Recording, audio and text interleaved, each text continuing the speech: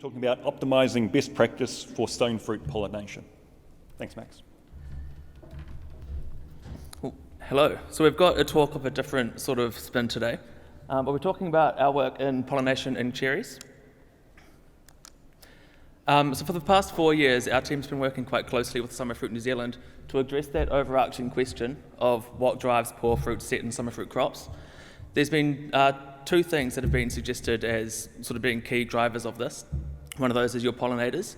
That sort of involves your lack of pollinators or whether your pollinators are efficient and suitable for the job. And the second thing that's been suggested is the effects of temperature. Now, temperature can be a tricky one to tease apart because it affects so many different things. It can affect your biological processes like pollen tube growth. It can abort flowers. As you can see here, flowers can completely freeze overnight and be encased in ice. But the temperature can also affect your pollinators. And so in places like Central Otago, in the end of winter, the start of spring, temperatures are typically quite low. So this can stop and prevent your pollinators actually from getting out for a 4-day of activity. In Central Otago in particular, you won't get double digits until usually 9 or 10 o'clock in the morning, which is when you sort of start to see your bees visiting flowers. So you can be missing out quite a bit of time there.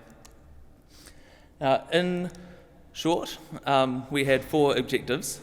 The first 2 of these objectives was to assess fruit set across all the orchards, just to see if the industry itself is consistent in what they're producing.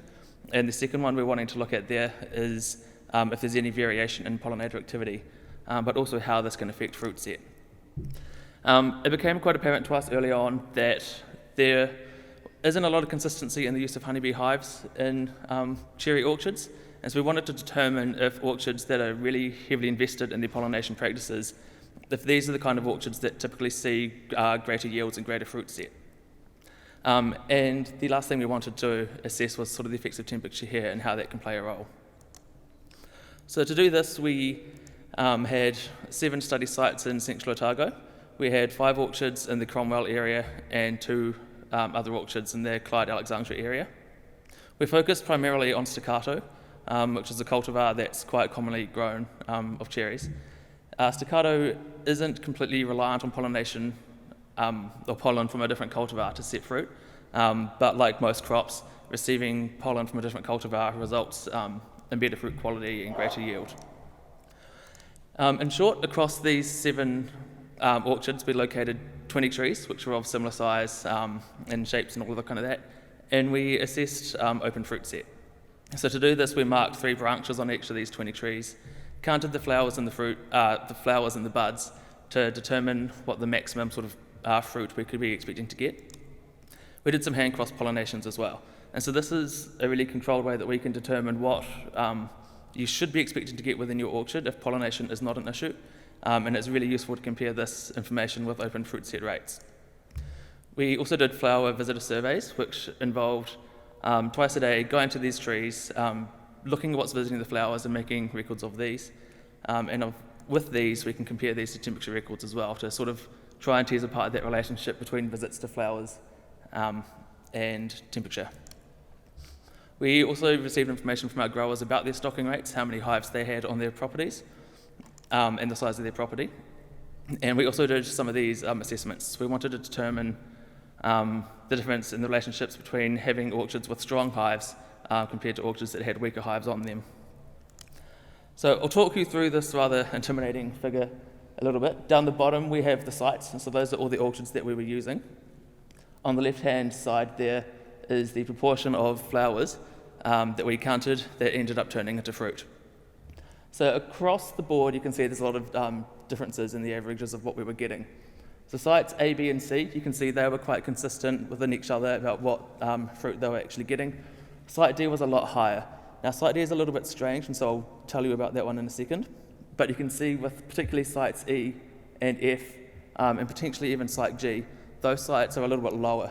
So this indicates to us that there clearly is space within the industry to lift the game and produce more fruit.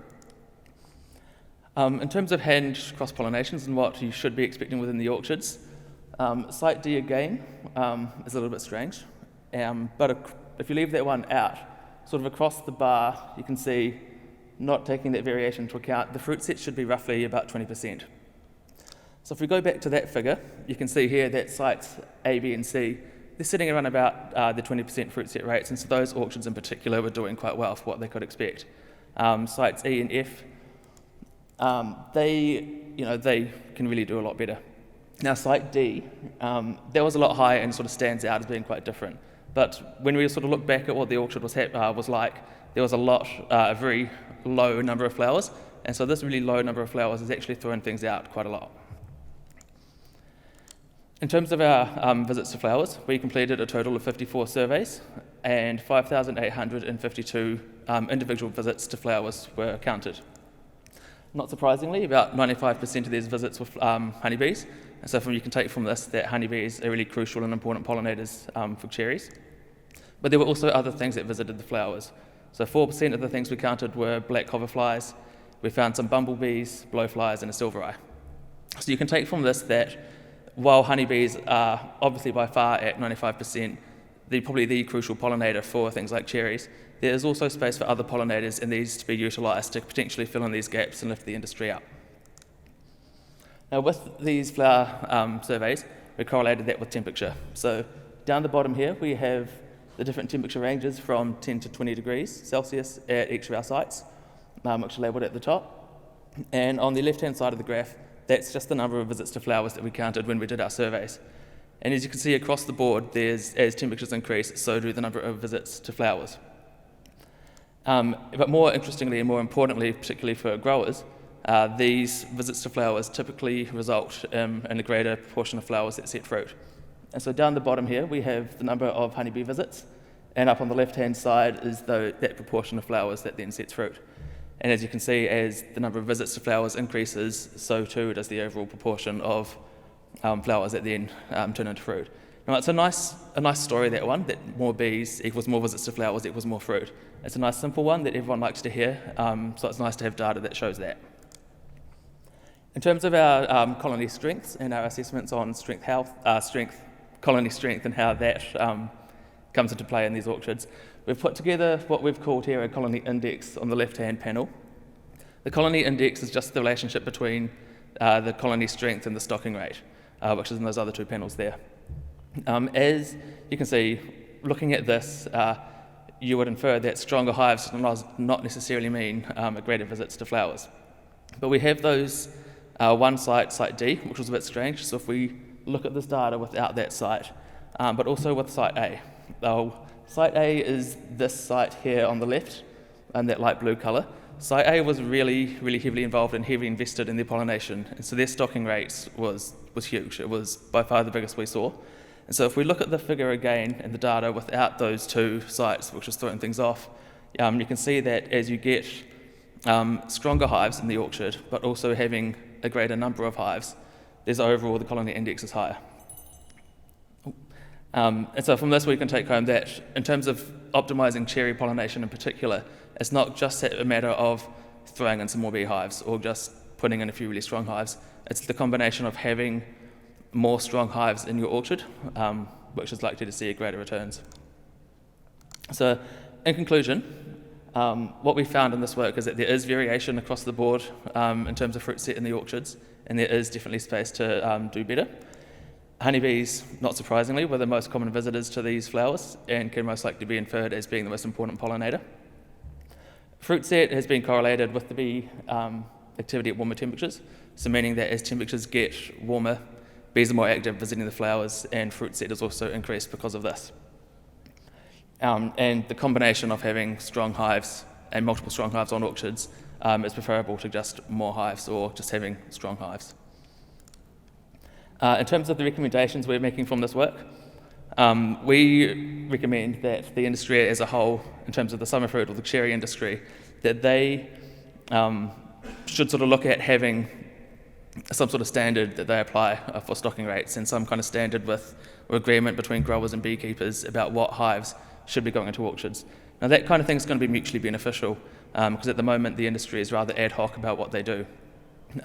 So if you can get some sort of standards and some agreements in place, the cherry industry is going to benefit, but it'll also mean more opportunities for beekeepers as well. But in terms of this, because the whole approach to putting bees in hives is rather ad hoc, If you are putting your hives into orchards for pollination, it's worth considering the context of the orchard you're putting your hives into, but also the surrounding orchards and what space that looks like. And so if you're putting hives into an orchard it's massive, you want to consider how many beehives you have to put in, but also what the neighbouring orchards are like and what their approach to management is. Future research. A greater diversity of pollinators could potentially result in greater pollination and pollination services. So things like your bumblebees visiting flowers, if that can be utilised, the industry is likely to see benefits. And I will stop there by saying thank you to Stonefruit New Zealand and MBIE for providing the funding, but also to orchardists and beekeepers who let us do our work. Thank you.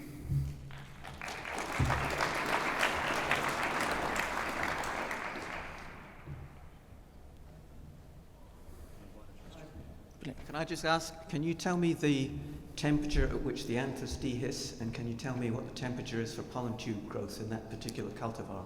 In these particular cultivars I can't, we didn't assess that, but I can tell you that in other work we've done, particularly in apricots, looking at pollen deposition and pollen tube growth, that on the shorter time frame, sort of in the 12 and 24 hour period, that was quite impacted by temperature. So as temperatures, particularly overnight, got quite low, pollen tube growth stopped. But the following days, as temperatures got warmer again, pollen tube growth resumed. And so over the sort of the 36 hour and 48 hour period, the effect of those cold temperatures were actually negligible, and we didn't really find any difference there. And the anther dehissing? I couldn't tell you that one, sorry.